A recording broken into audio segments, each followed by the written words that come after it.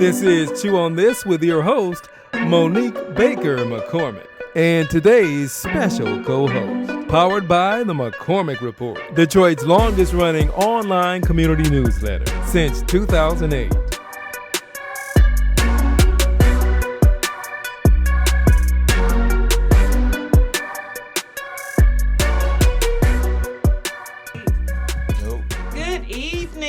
Facebook family, YouTube family, Spotify. Thank you for joining us today. I am Monique Baker McCormick, and I am the host of Chew on This Detroit. And of course, those of you who have been here before and watched the show before, you know it stems from the McCormick Report, a newsletter that I started a long time ago, y'all. And I just continue to share information, real deal, no fake news here. And so we just try to empower you with more information. You know, as the saying goes, straight no chaser. That's it. And today we have a very special co-host. We have Ernest Johnson has a lot of titles, had a lot of titles. What's your title today? I don't even know where to start with Ernest. We go way back. So right. Tell us a little bit about yourself. Well, you know, I'm just right now trying to figure out these races that's coming up. And we are at a point right now whereas if we don't get our people out to vote, we might not get another chance to vote. So it's important right now that all hands on deck to get the vote out. And I think that we got to vote early. We cannot wait to to the election day, which the midterm's going to be dependent on in November. We got 30 days before November and October to get out to vote. We got to win the midterms because we got a president that's out of control, that's a racist, that nobody can control him. He's out of hand and he's lying all the time and he hate Obama and he hate us. So we got to get all our people out to vote, and we got to get out and vote early. We can't wait until election day when they done already told us they're going to have ice on all the polls. That's right. So since they done tipped their hand, and we got 30 days before election to vote, early vote, then all hands got to be on getting our people to get out to vote early. Yes. That's so right. And not only, I think, getting out to vote early, but we really have to look at our voting registration, right? Where our vote and making sure that those registrations are in good shape and that there's no problems. Because people like myself, you know, they're saying that, hey, I might go to the polls and they might say, oh, you need your birth certificate because you got two last names, Baker McCormick, Monique Baker McCormick. Of course, McCormick isn't my birth name. Baker is. Right. And so they're saying that if the SAFE Act passes, and they're trying to do all of these things, whether it passed or not, they're just trying to make it difficult for everybody to vote. Right.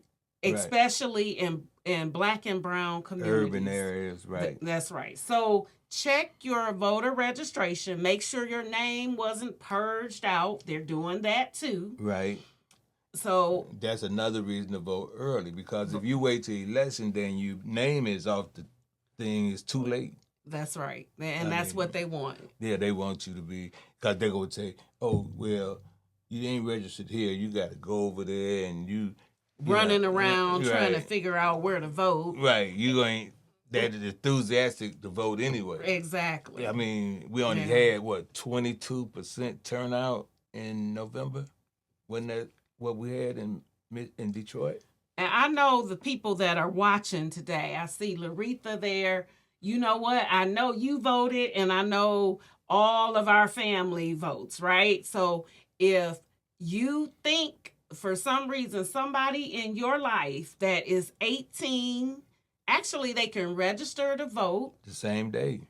They can register to vote same day. But if you think, have an inkling that somebody in your life is not voting, take them, make sure that they get registered, and help them understand that this is truly life or death. Right. It is, because Trump don't want us here. You see what he's doing to immigrants? That's the low-hanging fruit. They ain't going to stop at them. So what you see happening to them can happen to us. All these data centers they tried to build, and I'm glad we rejected in Romulus and other places, is more than just for data. It's going to be holding patterns. You know, they buying up a lot of land for data centers. So we got to be aware of that. Right now, we got an election coming up for Senate between Stevens and, what's his name? Abdul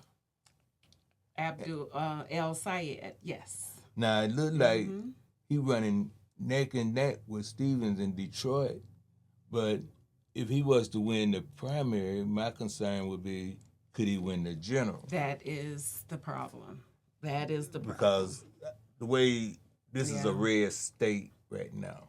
Very red. Red. Trump won Michigan. Right. So that's as red as you can get. And that tells you a lot. Now, and even though his numbers are down, are they down far enough where when you go in, other areas where they aren't so colorful, will that work? Will that work? And I know that's.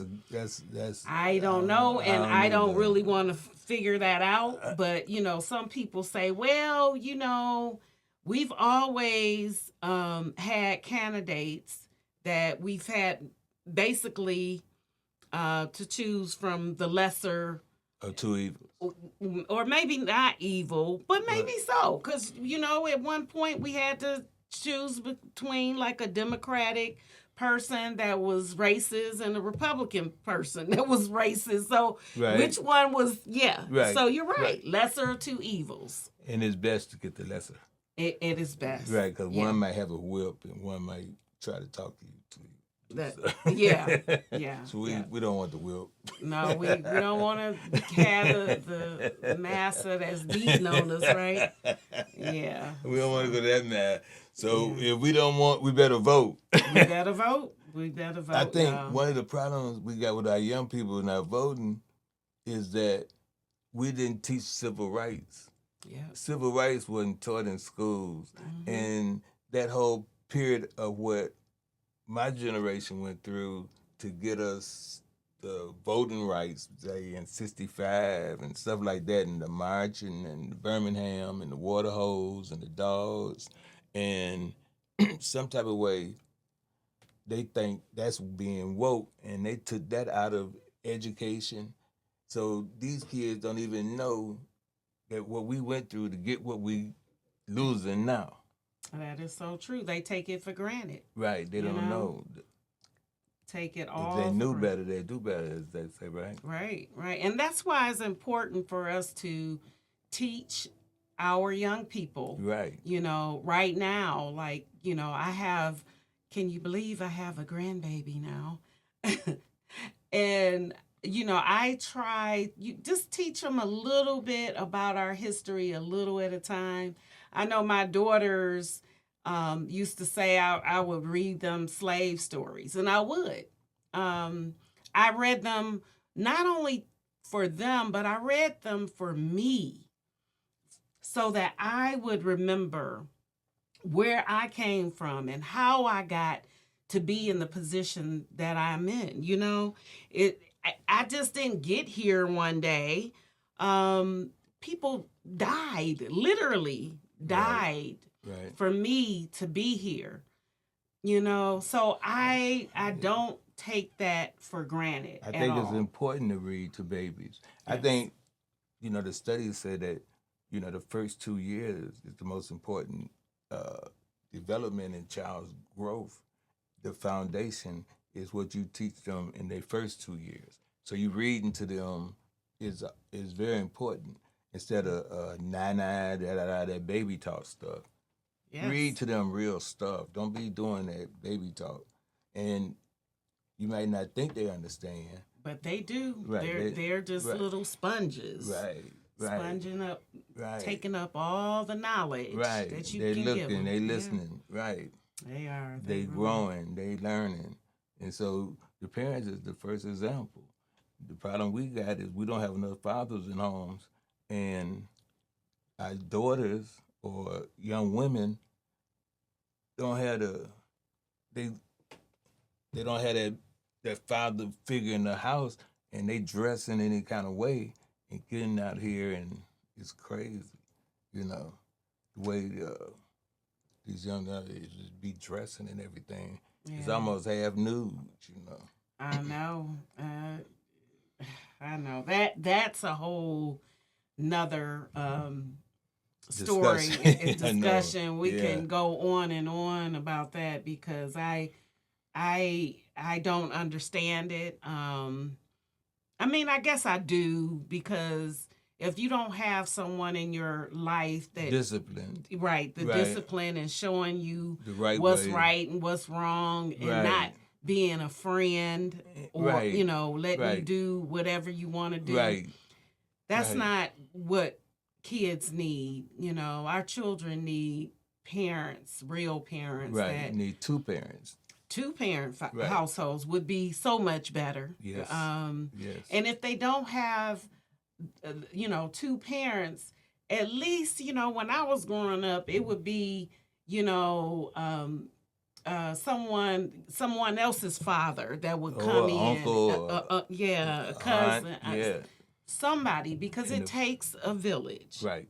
Takes a village. So you need mentors. Yep, you need me. But you're doing a good job with young people with your program that you're working with. Thank you. I know you get pushed back, but anything that you can do, that everyone can do, that help one or more or 5 or 10, that multiplies. So each one reach one, teach one, right? Right. So what's the name of your program now? The Wayne County Civic Youth Council. And in fact, I am working with an attorney at this point to make sure that Wayne County, at least in my district, have a youth council. What's the name of your district? I'm in District 6, which is Northwest Detroit, and also Redford Township.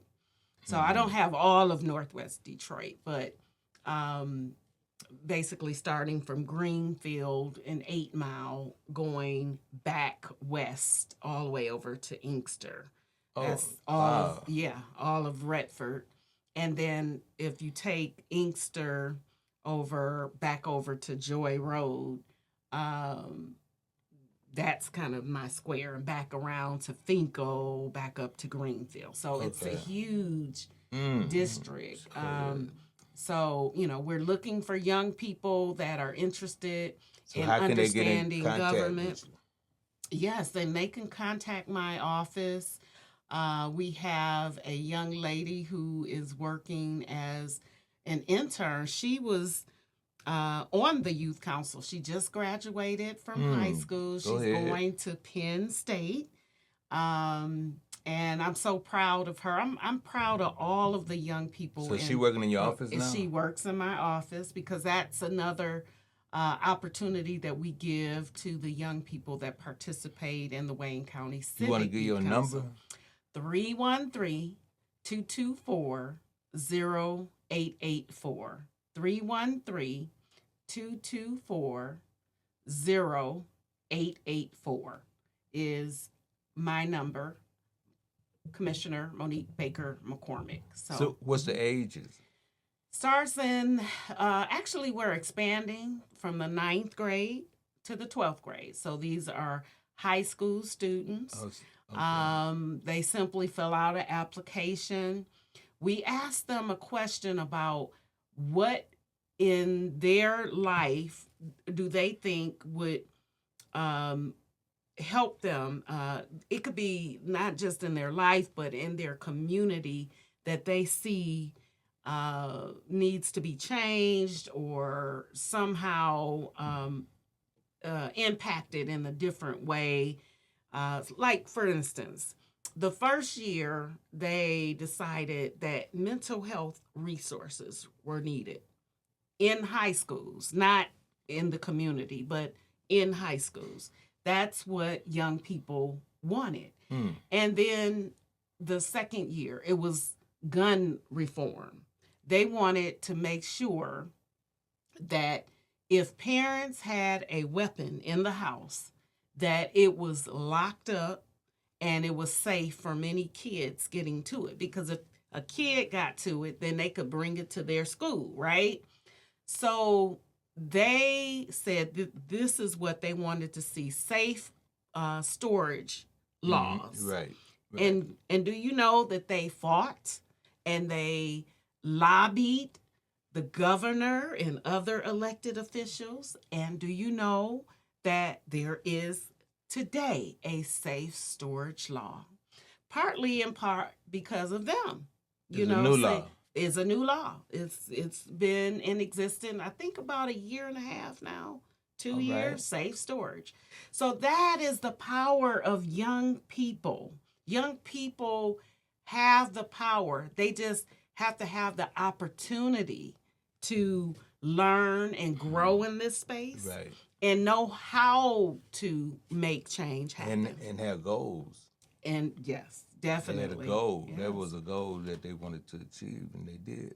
Yes, and they did. And they did. So that's good. That's good. Good.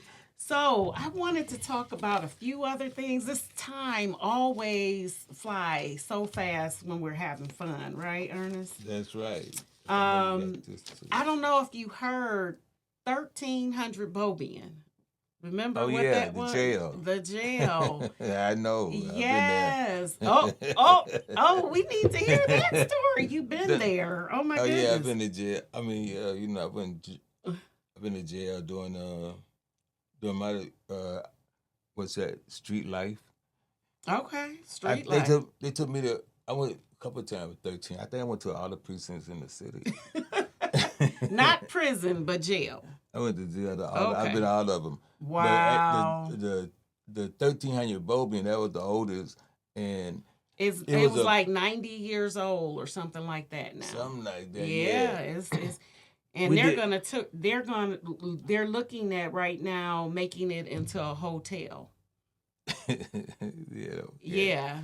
So that was interesting to me. I mean, it got a. And now you can go back to visit.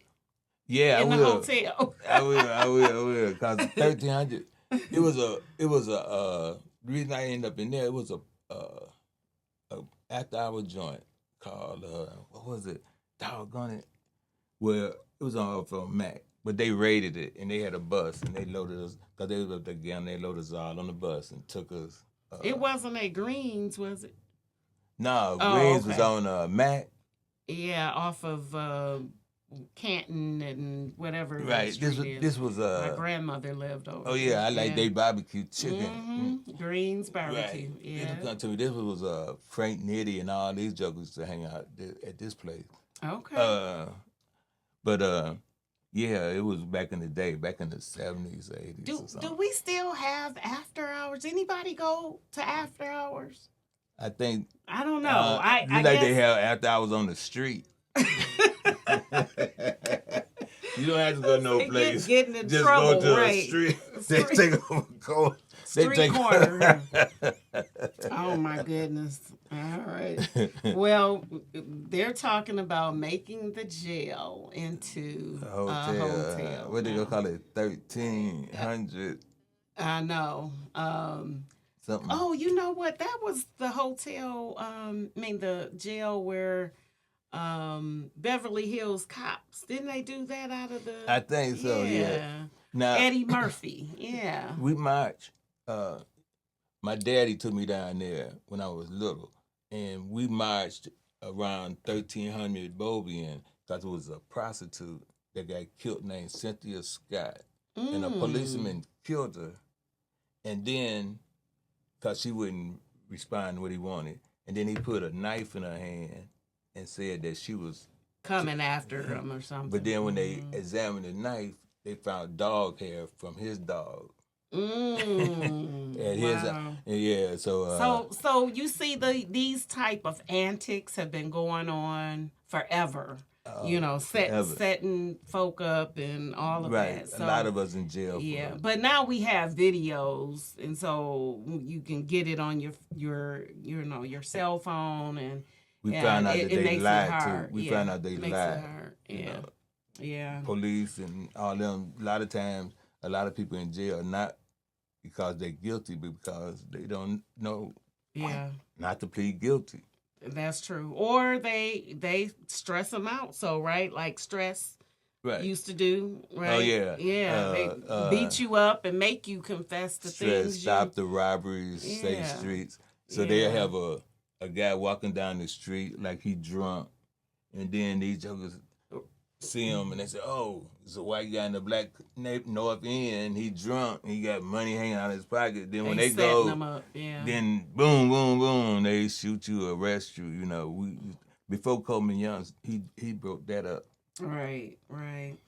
Well, talking about history, I love to talk about history because it will and it can repeat itself. Like some of the things we're going through right now, it is history, us going back and then backwards. Instead of going forwards because we don't know the history. And so that's why, to me, when they say we're going to take Black history and books out of schools, and I mean, it's just crazy. Banning books. Which is crazy to me. The Mockingbird. They don't want you to read nothing Black. You can't read the autobiography of Malcolm X. Right. Right. They don't have nothing like that you can read. It's almost like you said, going back to when it was illegal for us to read.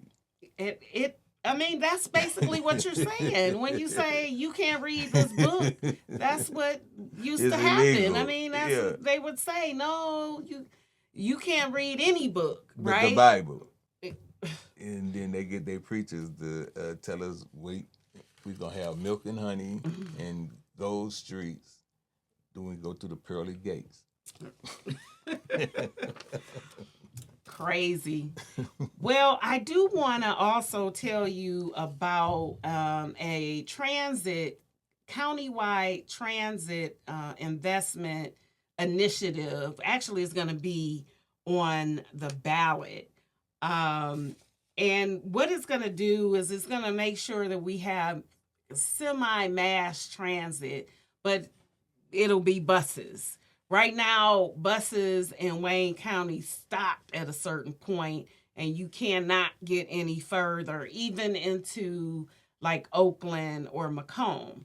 So in August, there is going to be a ballot initiative for a tri-county area public transit system.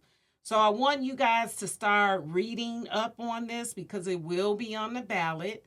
And like we talked about earlier, you want to know not only that you are registered to vote, but also you can pull up your ballot. Go online. I know everybody has access. If you don't, you can go to a library and you can look at what's going to be on your ballot. You can see who's going to be on your ballot. That's the most important part.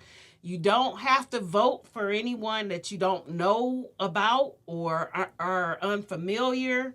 Don't just vote because you heard a name.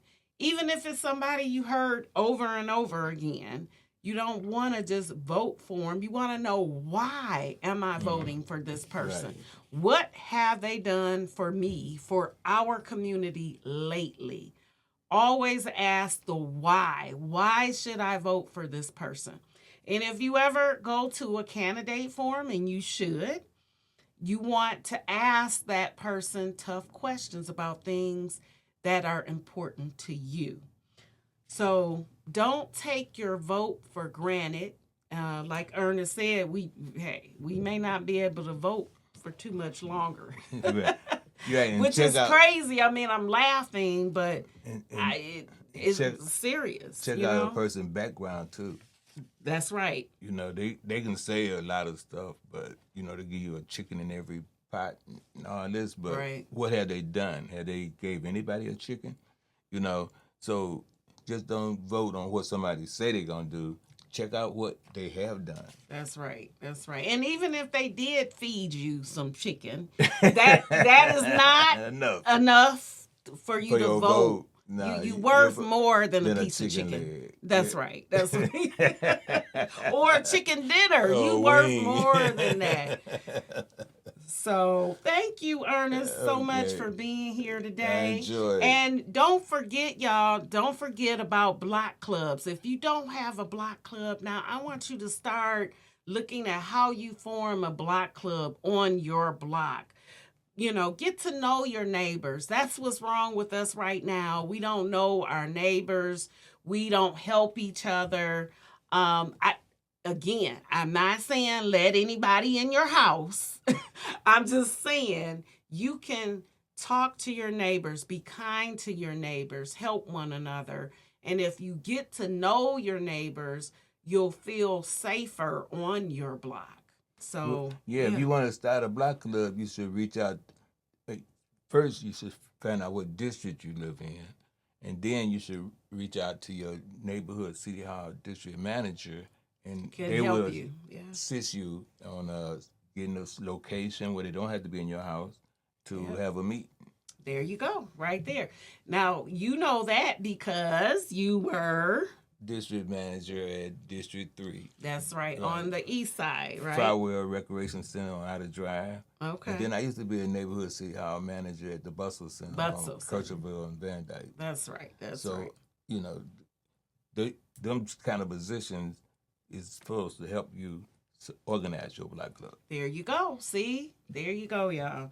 So reach out to your neighborhood district manager, or deputy district manager, and they'll help you pull those together. Or you can reach out to my office and we'll make sure you get connected. Again, I'm Monique Baker McCormick, and I had co-host here today, Ernest Johnson. Thank you.